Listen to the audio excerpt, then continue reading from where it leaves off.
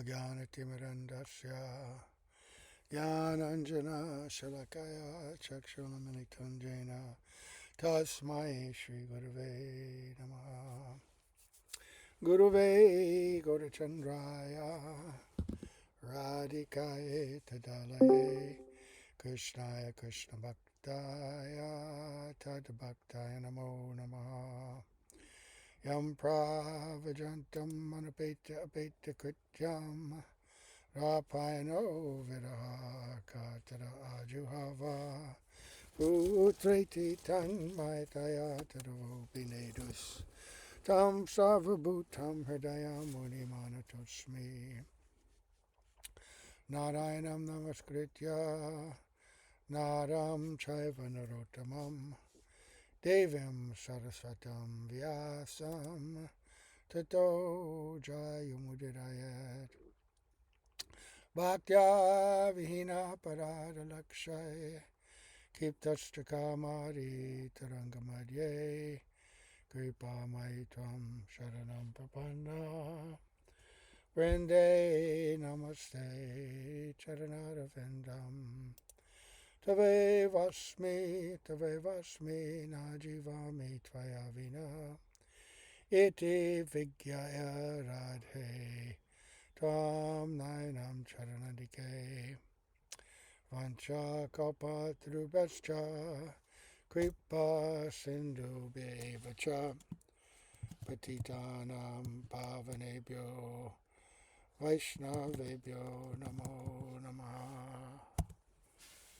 So, we're going to begin by first offering our most humble obeisance unto the lotus feet of our beloved Gurus, unto Sri Guru Pada Padmaniti Lila Bhavishta, Om Vishnu Padasta Tatsat Sri Srimad Abhaya Charanaravinda Bhaktivedanta Swami Raj Srila Prabhupada and Sri Guru Pada Padmaniti Lila Bhavishta, Om Vishnu Padasta Tatsat Sri Srimad Bhaktivedanta Narayan Goswami Raj, unto our exalted Upanagura Varga and all the assembled Vaishnavas, Vaishnavis.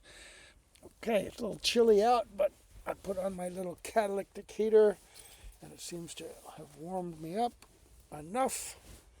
Okay, well, we are indeed sitting in the monk mobile, trying this out, seeing how it's going to work. I haven't really set it all up yet, but it's a work in progress. Oops, let's get that. There we go.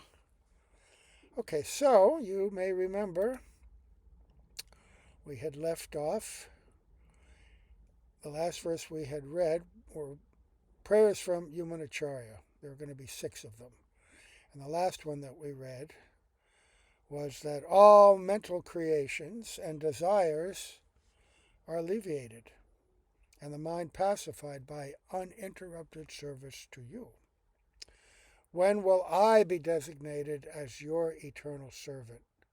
When will I be radiant with joy, having obtained such a competent master as you?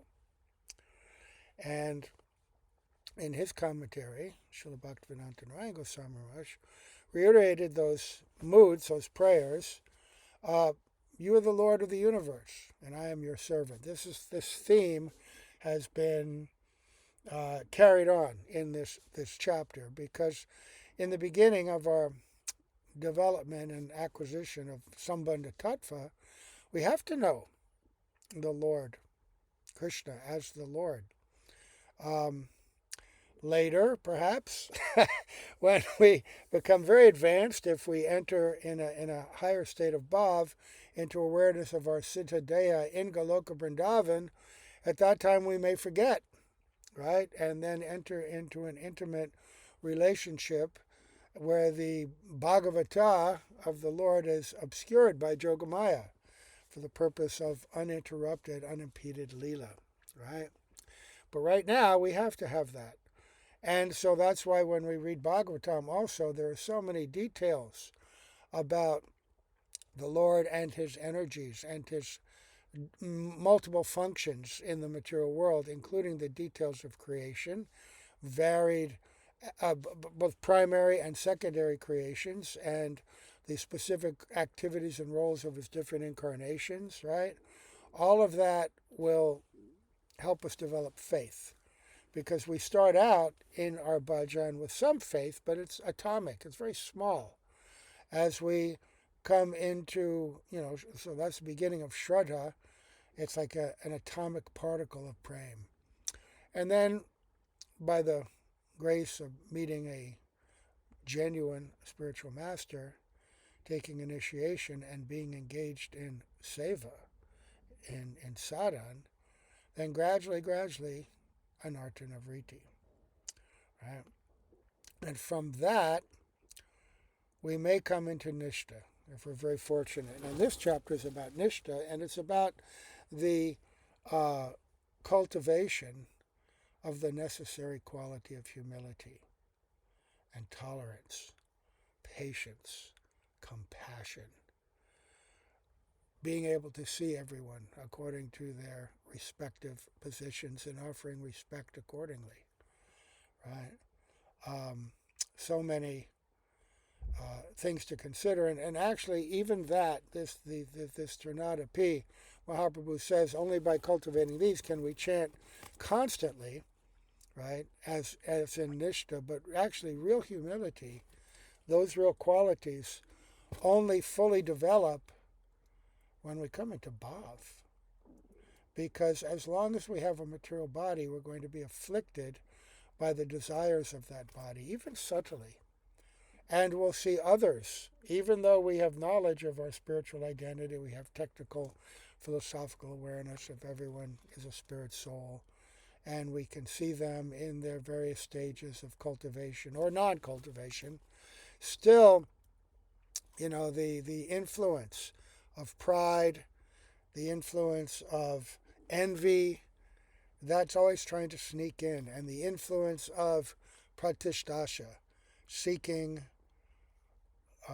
glorification, right? Acknowledgement for reputation, praise, honor.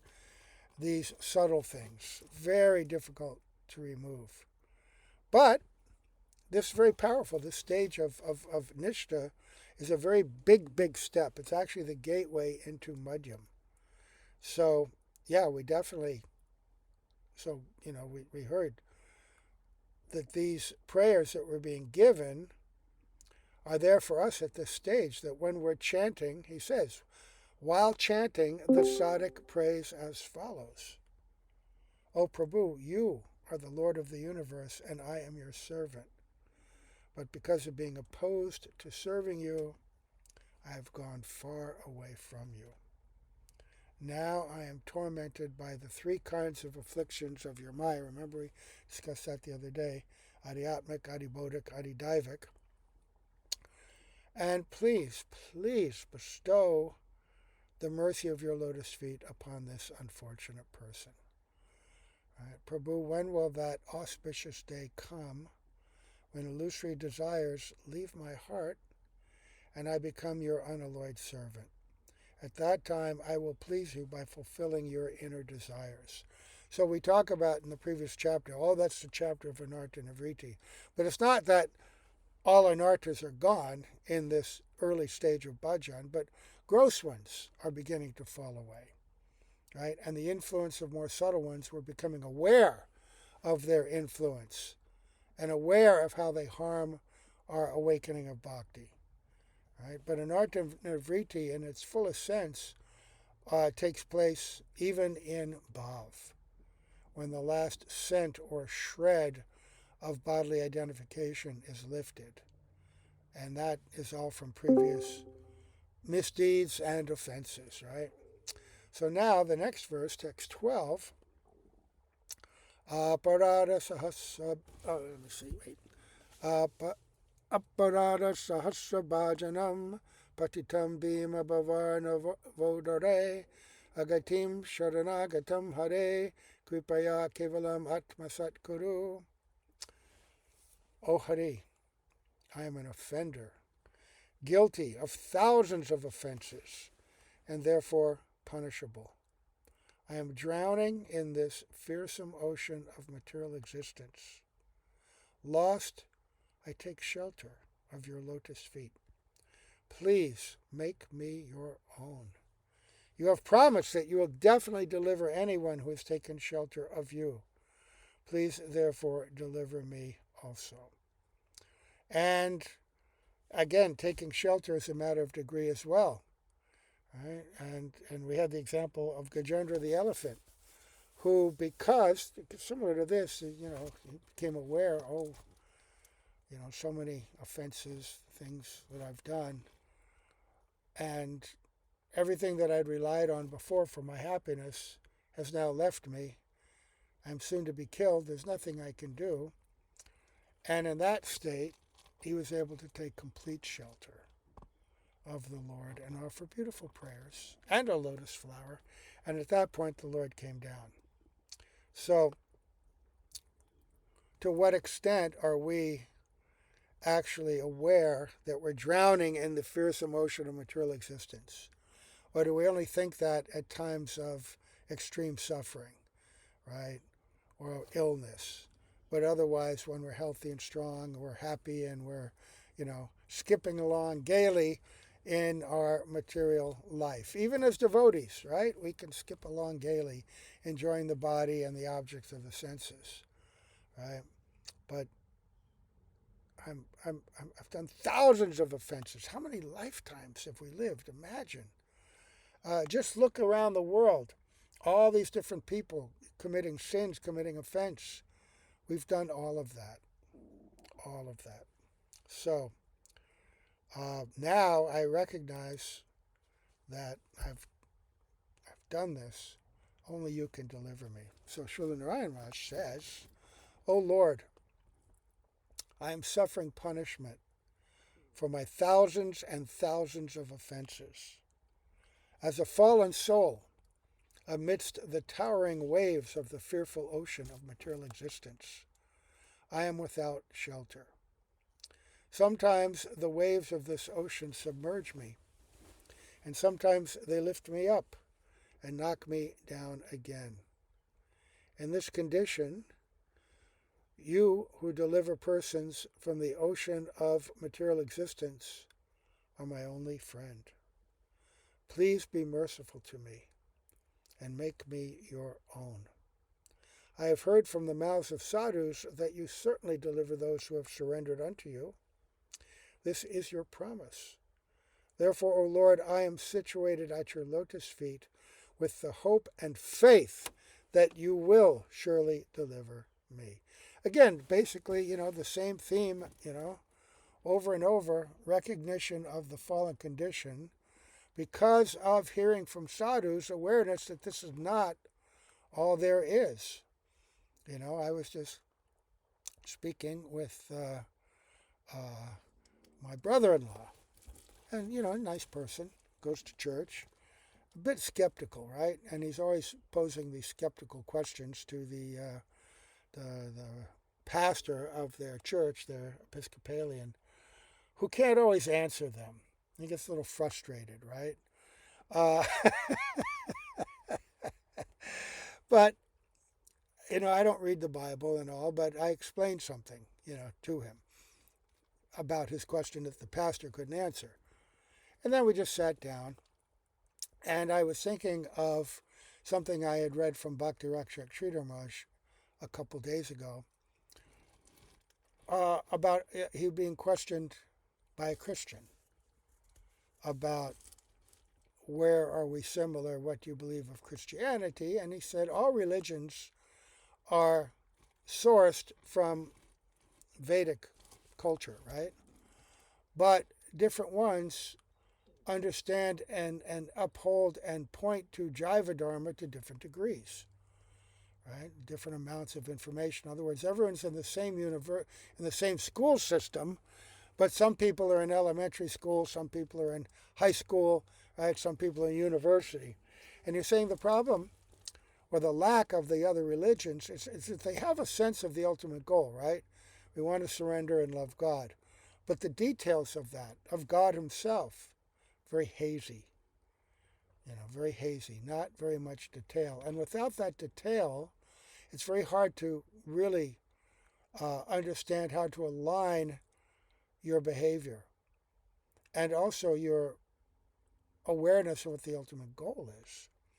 And unless you have a clear sense of the ultimate goal, it's very difficult to awaken your own particular mood of service. Because when you read about the different incarnations, right, the different appearances of the Lord, people become attracted according to their innate nature. So when they hear about Lord Ram, some people are all in. That is my Lord. That's who I want to serve. And that's beautiful. Others may be attracted to, to Krishna in Dwarka, which is a little bit more complete in terms of the emotional connection and opportunity for service and the way in which the Lord will reciprocate. But even better than that is Mathura, which is more intimate, and best of all is Braj. Right? And without that information, how can you be drawn, and how can you actually have incentive and greed, right? If just, oh yeah, God's up there, I have faith, but it's all kind of vague.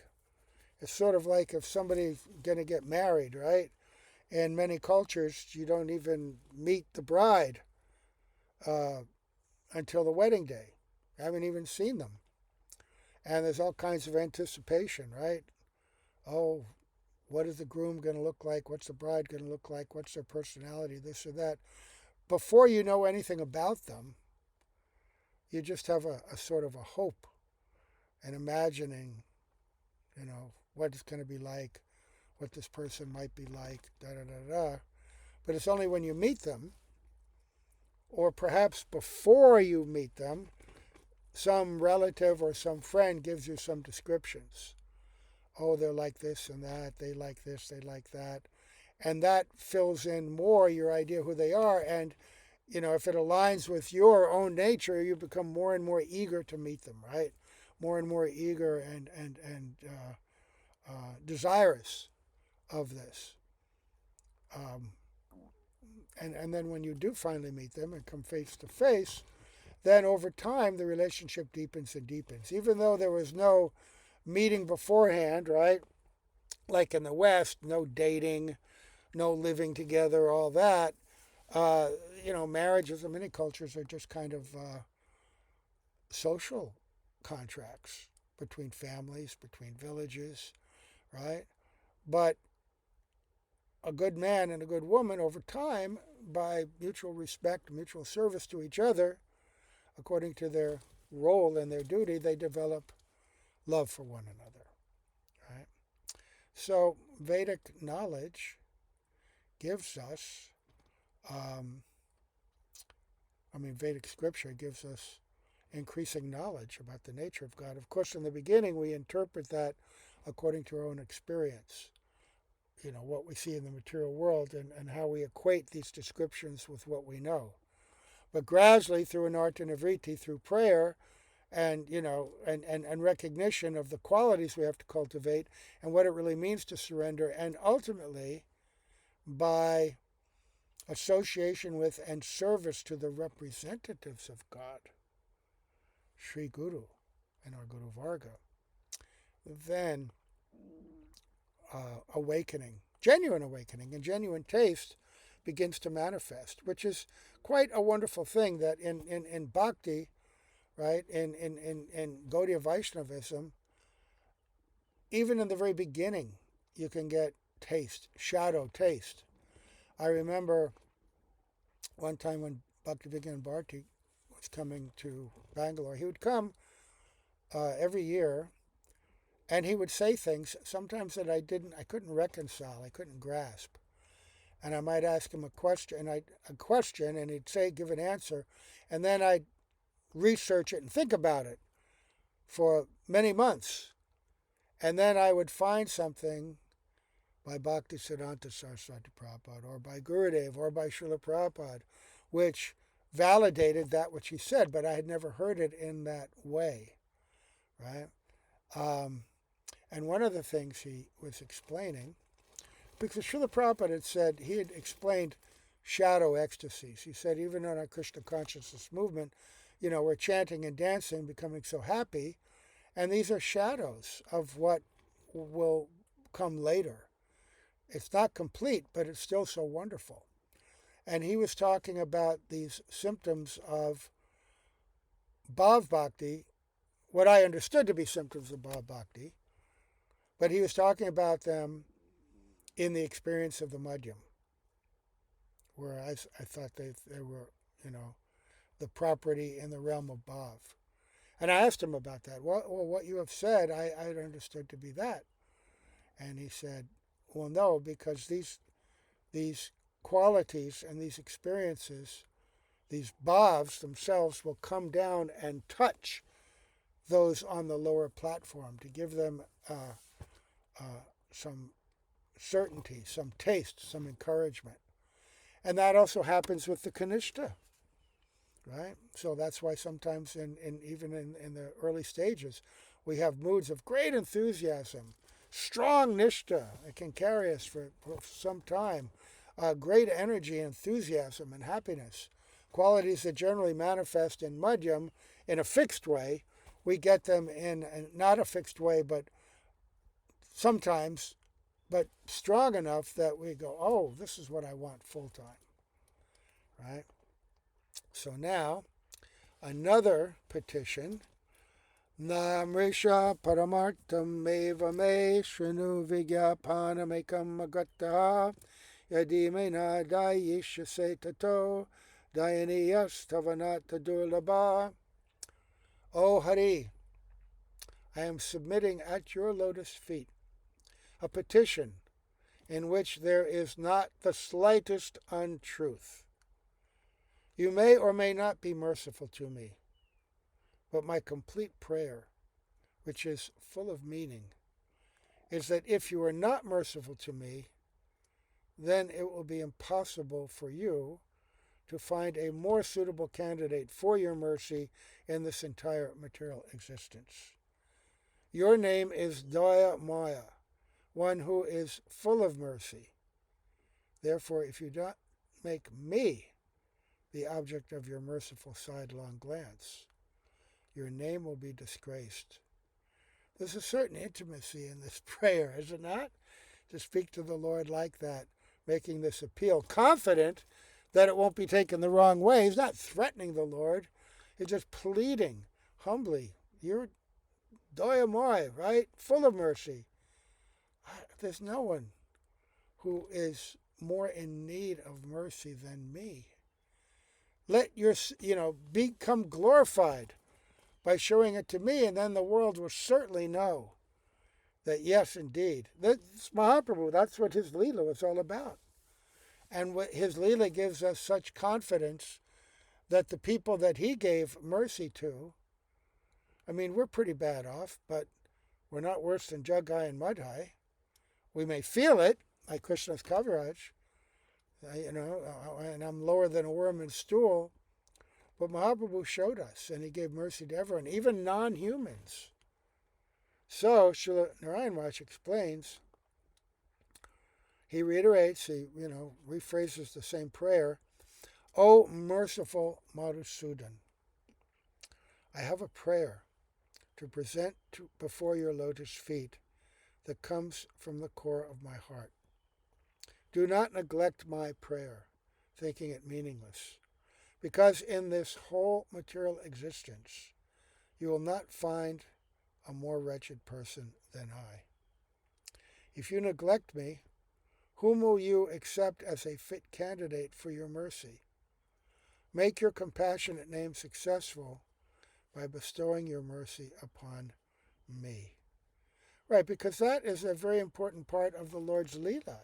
In the Jaiva Dharma, when Bhajan is asking about this process of deliverance, what's the purpose of the material world and all, and it's being explained to him by Babaji Maharaj, Raghunath Das Babaji, that all of these things are here to help purify us, right? And he said, yeah, but, why do we have to undergo so much suffering? Couldn't the Lord have created an easier way? I mean, he can do whatever he wants. Why like this? Why this material world? Why the suffering of the jiva, and all the things? And isn't he karunamayi, like here, doyamaya, full of mercy? And Raghunath Das Babaji says, yes, he is karunamayi, but he's also lilamayi, which means that he has a taste for all pastimes, all leelas. And one of his pastimes that gives him great joy is delivering, coming to this realm and teaching and attracting the hearts of these completely covered conditioned souls. It gives him great, great joy, that pastime. And he says it in Bhagavad Gita, right? Paritranaya sarunam vinashaya chadushkutam dharma sangstar pranartaya sambhavami yuge yuge. I come in every millennium, right, to protect devotees, to remove miscreants, either by killing them or as Mahaprabhu, they're removing their miscreant mentality, and to establish religion, to teach religion. I do this all the time. This is one of my pastimes. And we see that when Gopakumar, we mention this frequently, that when he finally arrived back in Goloka Vrindavan, in the fields of Braj at the end of the day, end of the afternoon, when Krishna saw him, he was overwhelmed with joy. A special joy that even his eternal associates could not give him. His dear friend had finally arrived in his real home. And it gave him so much joy. And this is a special Leela. So, in one sense, we always wonder, well, why do we go through this? And when we become devotees, real devotees, and become aligned with, Samvit Ladini Shakti, what will we think about all this previous suffering? And we'll become more like Kunti, who embraced the suffering because it was part of Krishna's pastimes. They were integrated into Krishna's pastimes, and their suffering was one of the motives for Krishna to correct the situation and ultimately set the stage for the destruction of the Kauravas. They became the objects of the wrath of the Kauravas, and they had to suffer, even though they're great eternal associates.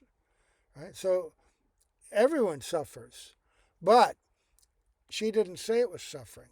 She was put into terrible conditions, all of them were, Draupadi, the 5 brothers, Kunti, but because they're great devotees, so they're always meditating and remembering the Lord, it was just Udipan. And the fact is that because they're engaging in those pastimes, she said, let them happen again and again. Because now we're always with you. We're always engaged with you. So whatever it was, they were always internally joyful. Externally, it appears like they're going through trial and tribulation, but the emotional experience isn't like our trials and tribulations, the ups and downs of material pleasure. It's just variations of prema.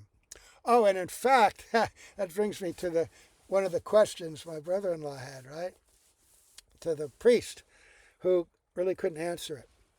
And he said, he brings up Jesus on the cross. Why hast thou forsaken me? And he said, yeah, what's that all about? I mean, Son of God, that was his experience? And I said, one thing that Christianity doesn't understand is pure love of God, prema. And in prema, I'll just say this real briefly. I described to him a little bit more because of the background. They're the qualities of meeting and separation. And in separation, the devotee can express feelings, intense feelings, like the gopis in Gopi Gita. And if you read Gopi Gita and Srila Narayan Maharaj's commentary, all these extraordinary moods, of what appears to be pain more powerful than the worst snake poison.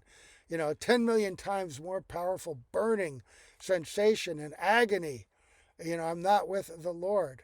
But in that agony and in that remembrance, they're actually experiencing an incredibly heightened sense of connection and love, which we hear and read about and regularly. And so I said, so actually, Jesus never separated from God. He's a great, great, great personality, devotee. He descended as an avatar, Shaktivesh avatar, to preach, and the effect of his teaching is felt to this day.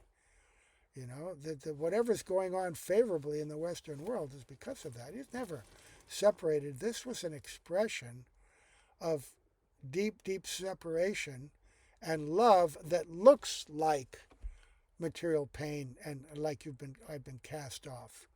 But internally, the connection is made very deep, and he's in a state of great ecstasy.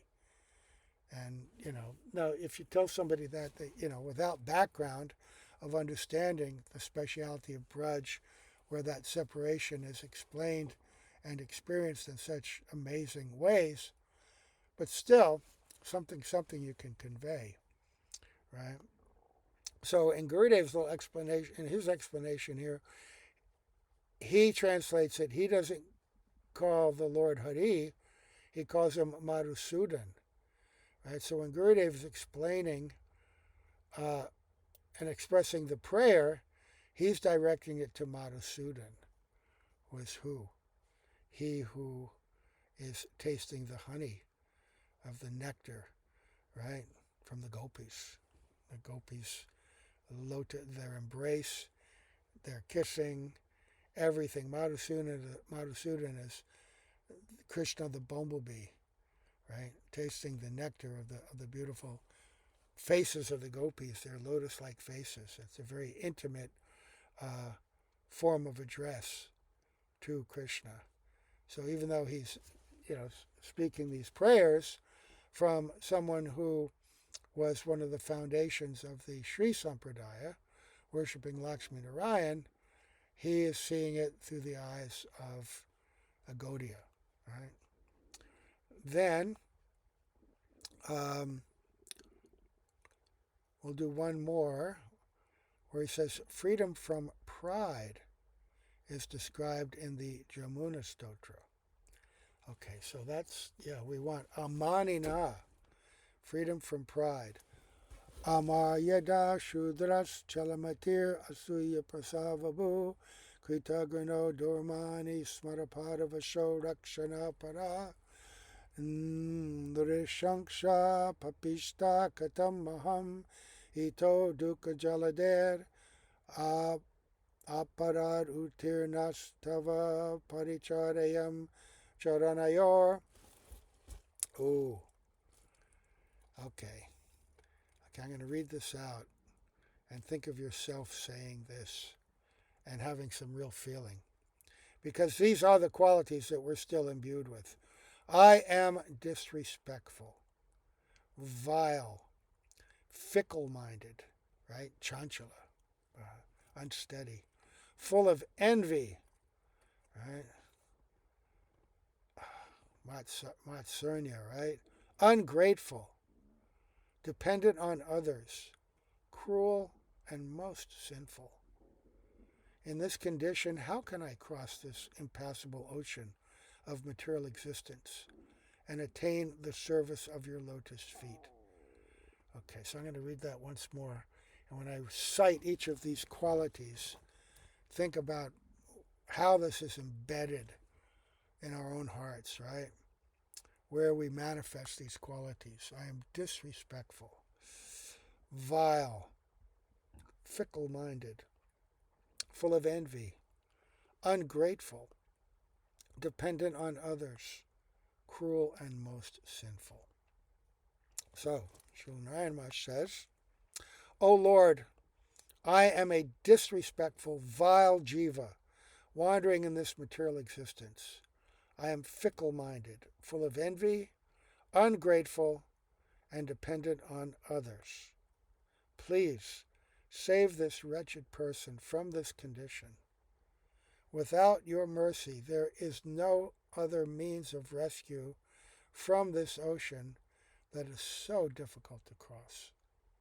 I offer millions and millions of obeisance at your feet. Please save me and engage me in service to your lotus feet. Again, recognition, self-examination, right?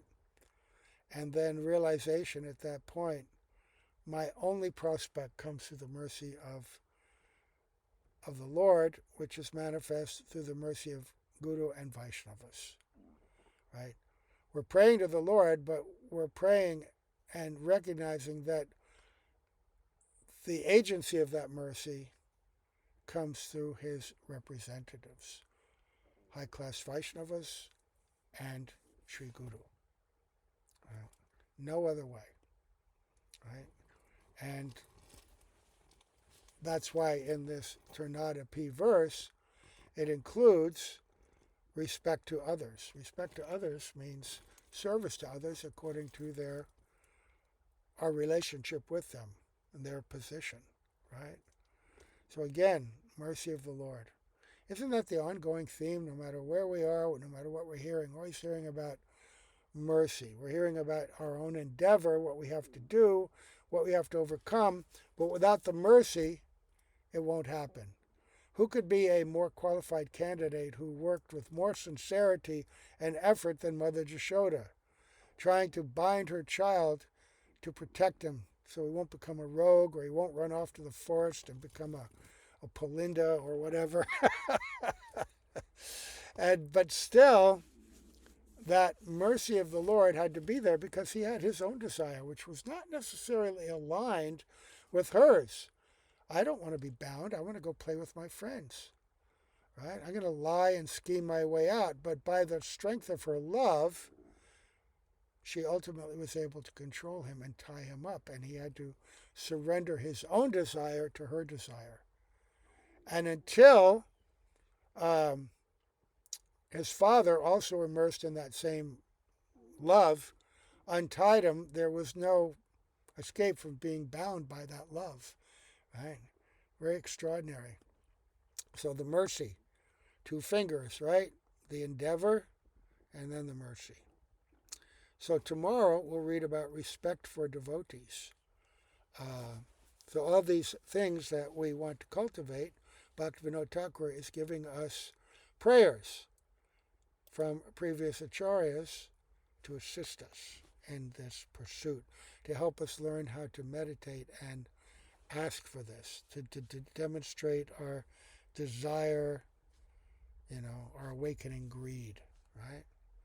So I'll offer obeisances to our beloved gurus, our guides, our guardians, to Srila Prabhupada, to Srila Bhaktivinoda Narayan Raj, to all the members of our exalted Guru Varga, all the Vaishnavas that ever were and ever will be, right?